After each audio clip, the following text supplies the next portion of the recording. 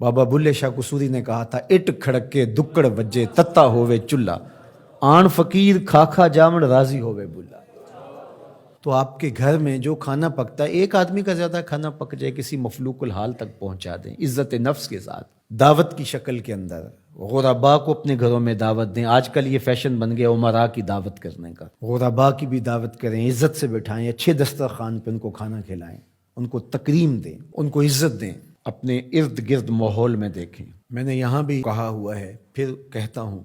کہ ہماری ہمسائیگی میں، ہمارے قرب و جوار میں اگر کوئی ضرورت مند ہو تو مرکز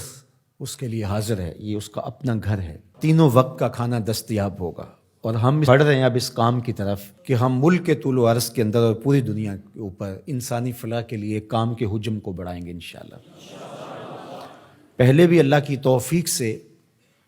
ہم مختلف جگہوں پہ روہنگیا میں کام کر رہے ہیں، کاک بازار میں کام کر رہے ہیں، اردن میں کام کر رہے ہیں، فلسطین میں کام کر رہے ہیں۔ اللہ نے ہمیں توفیق نصیب فرمائی، ہم گزشتہ 3-4 سالوں سے ارض شام میں، سیریا میں کام کر رہے ہیں۔ اس طرح ملک کے اندر بھی اپنے محدود وسائل کے اعتبار سے کام ہو رہا ہے، لیکن انشاءاللہ چونکہ بہت سارے کام ہیں ہمارے ذمے، مدارس کا قیام، پھر ان کی ضروریات کو پورا کرنا، اور اس طرح سے فنڈنگ ہم کرنے کا مزاج بھی نہیں رکھتے۔ ہمارا خیال ہے کہ اس کو ایک اچھے ڈیسنٹ طریقے سے لوگوں کو ترغیب دے اور لوگ ہمارے ساتھ کھڑے ہوں، تو ہم انشاءاللہ اس حجم کو بڑھائیں گے اور اچھے انداز سے آگے بڑھیں گے۔ میں آپ کو بھی کہوں گا کہ صرف آپ اپنی گلی کو سنبھالیں، آپ اپنے محلے کو سنبھالیں، پورے ملک کو، پوری کائنات کو میں بلکہ کوئی تنظیم، کوئی حکومت بھی نہیں سنبھال سکتی۔ جب جذبہ احساس بیدار ہوگا، جو سب سے ضروری کام ہے جو ہم نے کرنا ہے، تو پھر خود بخود ہمارے علم میں نہیں ہوگا، وہ ہمارا تنظیمی سیٹ اپ نہیں ہوگا، وہ ہمارے نظم سے جڑی ہوئی چیز نہیں ہوگی، لیکن ہماری ترغیب سے تو یہ ہو۔ تو اس طرح لوگوں کے دکھ بانٹیں، لوگوں کے درد بانٹیں، سسکتی انسانیت کی مدد کریں، آپ کا رب باپ پہ بڑا راضی ہوگا۔ ادخال السرور فی قلب المومن عبادہ، کسی مسلمان کے دل میں خوشی داخل کر دیں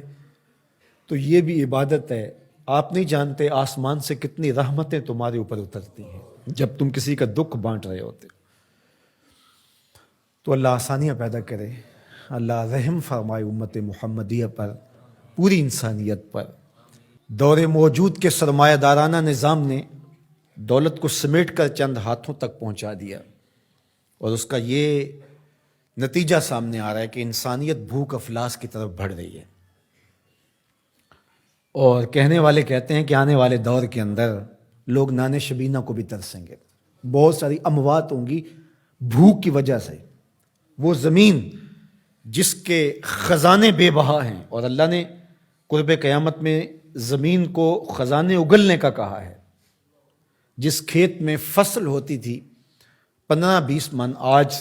اسی کھیت سے 40 من کے قریب نکل رہی ہے۔ زمین نے اپنے خزانے کھول دیے،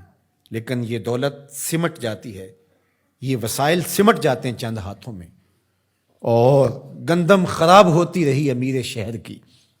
گندم خراب ہوتی رہی امیر شہر کی، بیٹی مگر فقیر کی فاقوں سے مر گئی۔ تمام عمر جو اہل زر کی خلعتیں بنتے رہے، تمام عمر جو اہل زر کی خلعتیں بنتے رہے، ان فقیروں کے مقدر میں کفن کاغذ کا تھا۔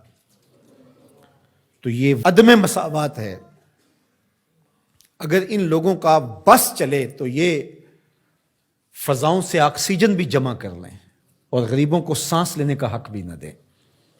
اور انسانیت جو ہے وہ سانس کے لیے، آکسیجن کے لیے بھی ترسے،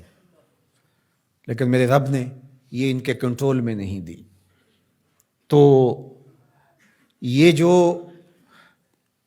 ارتکاز زر ہے، یہ قوموں کے لیے بربادی کا سبب و ذریعہ ہوتا ہے، اور یہ سرمایہ دارانہ نظام جو گزشتہ کئی عشروں سے چل رہا ہے، اس کے نتائج اب آپ کے سامنے آ رہے ہیں، اور کتنے لوگ پوری دنیا کے اوپر بھوک اور افلاس کے ساتھ سسک کے مرنے کے لیے تیار بیٹھے ہیں۔ اللہ جل شانہ اپنی عنایتوں کا حظ وافر عطا فرمائے۔